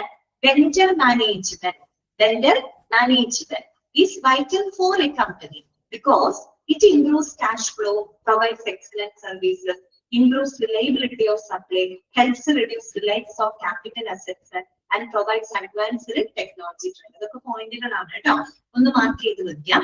അതായത് ഒരു നല്ല വെൻഡർ മാനേജ്മെന്റ് എന്ന് പറഞ്ഞാൽ കമ്പനിയെ സംബന്ധിച്ച് വളരെ ഇമ്പോർട്ടന്റ് ആയിട്ടുള്ള ഒരു കാര്യമാണ് ഒരു വെൻഡറിനെ മാനേജ് ചെയ്യുക എന്ന് പറഞ്ഞത്. ഓക്കെ, ഒരു വെൻഡർ മാനേജ്മെന്റുമായിട്ട് ബന്ധപ്പെട്ട കാര്യങ്ങൾ നമുക്ക് ഏകദേശമൊക്കെ മനസ്സിലായിട്ടുണ്ട്. അപ്പൊ ഒരു വെൻഡർ മാനേജ്മെന്റ് എന്ന് പറഞ്ഞ ഒരു കമ്പനിയെ സംബന്ധിച്ച് വളരെ ഇമ്പോർട്ടന്റ് ആണ്. കാര്യം എന്താണെന്നറിയോ? അതൊരു കമ്പനിയുടെ ക്യാഷ് ഫ്ലോ വർദ്ധിപ്പിക്കും, അതായത് ഒരു കമ്പനിയിലേക്കുള്ള പണമൊഴുക്ക് വർദ്ധിപ്പിക്കും. അതുപോലെ പ്രൊവൈഡ്സ് എക്സലന്റ് സർവീസ്, ഒരു കമ്പനിക്ക് നല്ല നല്ല സേവനങ്ങൾ പ്രൊവൈഡ് ചെയ്യും. അതുപോലെ ഇംപ്രൂവ്സ് റിലയബിലിറ്റി ഓഫ് സപ്ലൈ, വിതരണത്തിലുള്ള വിശ്വാസ്യത നമുക്ക് വർദ്ധിപ്പിക്കാൻ സാധിക്കും. And helps reduce the Reliance on capital asset. അതുപോലെ നമ്മൾ ഈ മൂലധനത്തിനെ ആശ്രയിക്കുന്നത് നമുക്ക് കുറയ്ക്കാൻ പറ്റും. നമ്മുടെ കമ്പനിയുടെ അസറ്റ് ഉണ്ടല്ലോ, ആ അസറ്റ് എടുത്ത് നമ്മൾ കാര്യങ്ങൾക്ക് വേണ്ടി ചെലവഴിക്കേണ്ടി വരില്ല. അസറ്റ് ഇപ്പോൾ അസറ്റ് ആയിട്ട് വെച്ചുകൊണ്ട് കൂടുതൽ ക്യാഷ് ഫ്ലോ നമുക്ക് ഉണ്ടാക്കാൻ പറ്റും. ഒരു ആവശ്യം വരുമ്പോൾ നമ്മുടെ കയ്യിൽ നിന്ന് അസറ്റ് എടുത്ത് നമ്മൾ ചെലവാക്കി കഴിഞ്ഞാൽ അസറ്റ് നമ്മുടെ അവിടെ തീർന്നു പോവാണ്. അങ്ങനെ സംഭവിക്കില്ല. It helps reduce Reliance on capital asset. നമ്മുടെ മൂലധനത്തിനെ ആശ്രയിക്കുന്നത് നമുക്ക് കുറയ്ക്കാൻ പറ്റും. നമുക്ക് നമ്മുടെ അസറ്റ് ആയിട്ട് തന്നെ വെക്കാൻ പറ്റും. എക്സ്ട്രാ പണം നമുക്ക് ലഭിക്കുകയാണ് business. And provides advanced technology trend കേട്ടോ. അതുപോലെ സാങ്കേതിക വിദ്യകളൊക്കെ നമുക്ക് കുറെ കൂടെ നല്ല രീതിയിൽ പ്രയോജനപ്പെടുത്താൻ സാധിക്കും. ഇങ്ങനെയാണെങ്കിൽ വെൻഡർ മാനേജ്മെന്റ് പ്രവർത്തനം. ഒരു വെൻഡർ മാനേജ്മെന്റിലൂടെ എന്തൊക്കെ സാധിക്കും എന്ന് ചോദിച്ചാൽ ആ പോയിന്റുകൾ ഓർക്കാം. It improves cash flow, it provides excellent services, it improves the reliability of supply, and it reduces the reliance on capital asset, and it provides the advanced technology. Okay, clear? ഇന്നത്തെ ക്ലാസ്സിൽ നിങ്ങൾക്ക് എന്തെങ്കിലും ഡൗട്ട്സുകൾ ഉണ്ടെങ്കിൽ ചോദിക്കാം കേട്ടോ.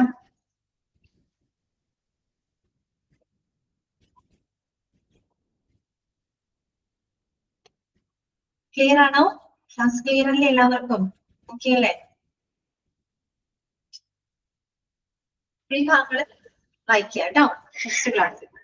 Thank you.